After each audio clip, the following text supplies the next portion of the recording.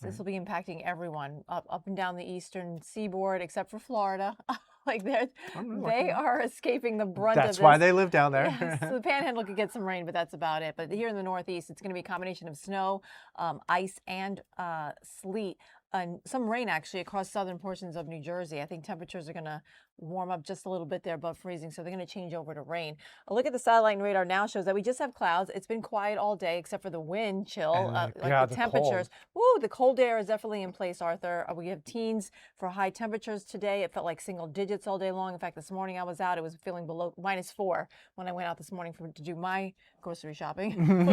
We got it done. Yes, but here's the storm system. You can see here on the radar. I mean, it is very expansive, which has been so impressive out of this system. Texas, right. New Mexico. It's all the way down there, right? All the way down to the Mexican border. We're seeing ice there, and so right southeast of El Paso actually. But temperatures you can see are cold and below freezing all the way down to South Texas, where San Antonio is at 28 degrees. Very cold in the deep south. We have the snow, sleet, and rain working through the southeastern states, the Tennessee Valley, and it's headed in our direction. So here's a kind of an estimate, one model here of our future snowfall. We're now starting to see the numbers trend a little downward. In other words, a little lower from the city on south. And that's because we're expecting that pink line you saw on the radar, that's icy mix, to move a little further north into our area, which would keep the snow down, but it presents another threat, which is ice across the region. And I think that's mostly a threat for Long Island, New York City, and central and southern New Jersey. If you're upstate or in Rockland, Westchester, Sussex County, New Jersey, pick anywhere north of there, you're all snow, and you could see upwards of about a foot. The same thing for interior Connecticut. And so is this the prediction model changing over the last couple hours? Yes. So that line is a little bit higher. Right, because now the center of the storm, the low, is actually over towards Texas and Louisiana right now.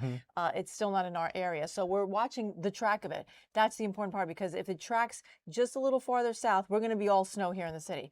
But if it tracks a little further north, we have a chance of an icy mix. So right now it's trending that way. And this is we're sort of in a wait and see holding pattern. It's similar to being in a hurricane season and we watch the cone and we see the track. There's a cone of uncertainty. You can go either left or right. That's where we are with this low. We're waiting to see, is it go a little further north? Is it going to go a little further south? But as we move closer in time period to when it's going to reach our area, we'll definitely have it more fine tuned. But right now the models are trending for the ice line to actually move a little further north, which again would mean lower snow totals, but we're still going to get significant snow. I mean, over 6 inches, that's pretty significant. But icing will be the main threat then across Long Island, central New Jersey, and maybe even into the city.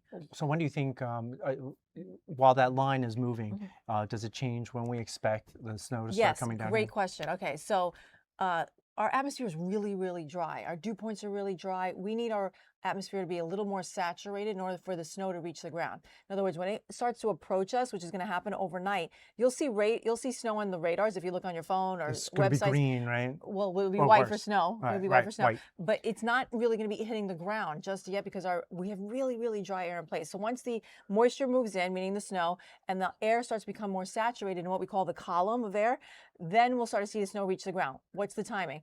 I'm guessing around 5, 6 a.m. we're going to start to see snow landing onto the surface and piling up quickly because we've been so dry, the snow is going to come really flaky, really pretty, but it's going to pile up fast. We see darker shaded tones on the radar indicating that there's bouts of moderate to heavy snowfall, and it's lasting for hours, like a long duration, which is why we're seeing significant snows already in Texas. They've already gotten 8 inches in parts of Texas and Oklahoma.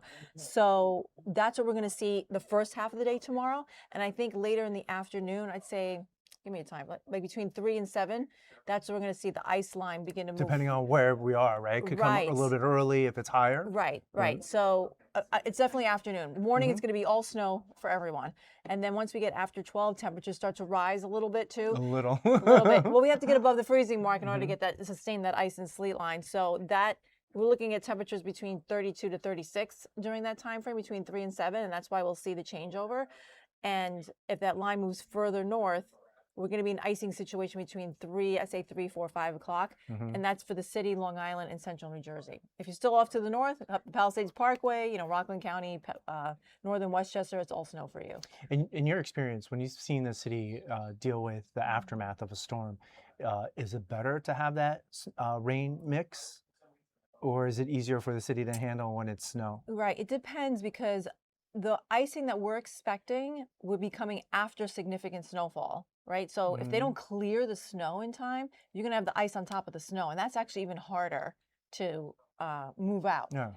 It seems from what I've seen in all the reports, the sanitation department is on top of this, Hmm. and they seem to have a routine set up at timing that they know, what time they're going to do this, what time they're going to do that. It seems like they have forecasters that are giving them the right timing of things. So if it does turn to ice, they know about this. If they clear the snow quickly, they get the salt out. That will help with the ice coming in. So we'll see how it goes. So we should point out too, the city's already issued a code blue out of City Hall, which means they're a couple things. It means they're going out checking on anybody who might be homeless, anybody who's out on the streets. Yeah. We'll have more information on that on our 10 o'clock newscast. It also means that they're changing the rules in the shelters, where usually there's an intake process, and that's suspended. Anybody walks Anybody can come in, in. right? And that'll be needed. That's good because we talked about this earlier. Icing will be an issue not just for the roads and services outdoors, but if it's on power lines, those will come down. Hmm. Power outages already being seen across the deep south, from Texas through Louisiana into Right, Arkansas. Yeah. right. I saw like thousands, if not tens of Significant. thousands of Yeah, homes, right? significant. So that's a real threat for us too. And or if it's the ice is forming on trees, that could also come down. They would hit the power lines, and we're expecting temperatures to stay below the freezing mark all next Right. week. That 7 day is Right. like, holy We're not- cow. right. So if people lose power, they're going to be stuck in cold, really, really cold weather overnight. So it's very, very concerning. Yeah, so even those who are sticking by home, your advice was still come up with a plan, even if you're not going Yeah. outside, right? Yeah, That's smart. yeah. I saw a little. I've been looking for tips and tricks, things like that. I did hear one about in other words, blast your heat now, right, or have your heat on. But if you lose power, I'm sorry, when you put the heat on in your home or apartment, leave the doors open, like bedroom doors, bathroom doors, so the heat distributes, in a nice way around the entire apartment or home. If you lose power, close the doors. Compartmentalize, right? Compartmentalize the heat, because let's say your living rooms tend to cool down the fastest because there tend to be a lot of windows or sliding doors, and there's always drafts coming in.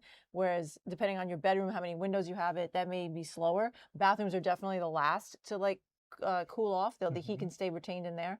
And I also heard a little tip that in a closet or a small bathroom, a tea light candle can actually warm up a small space rather quickly. That's great. I know, I didn't know that. I was like, tea light candle, really? I'm like, I hope I don't have to figure that out, but it might be a good experiment just on a regular day to see if it works in my bathroom. I don't know. But, Well, that's great homework that you did there. yeah, because I feel like tomorrow we'll be doing coverage, and I feel like people are going to be needing these Yeah, more than the advice. stay off the roads thing, especially Right. when 3/4 of New Yorkers don't have cars, right? Right, So right, it's like, right. how do you stay warm Yeah. in your place? Yeah.